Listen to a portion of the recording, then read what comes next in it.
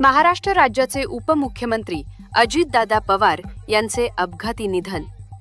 महाराष्ट्राचे उपमुख्यमंत्री अजित पवार यांच्या विमानाला गंभीर अपघात झाला असून त्यात त्यांचे निधन झाले आहे। या विमानात अजित पवारांसह एकूण 5 प्रवासी असल्याचे सांगण्यात आले।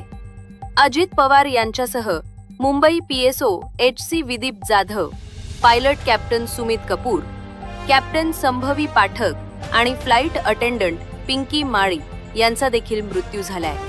महाराष्ट्राचे धडाडीचे, लोकप्रिय आणि प्रखर नेतृत्व म्हणून त्यांची ओळख होती। दादांच्या जाण्यानं राज्यानं एक प्रभावी नेतृत्व गमावले। प्रशासनातील त्यांची कार्यतत्परता, ठाम निर्णय क्षमता आणि जनतेशी असलेली नाळ यामुळे ते कायम स्मरणात राहतील। अजितदादा पवार यांना भावपूर्ण श्रद्धांजली।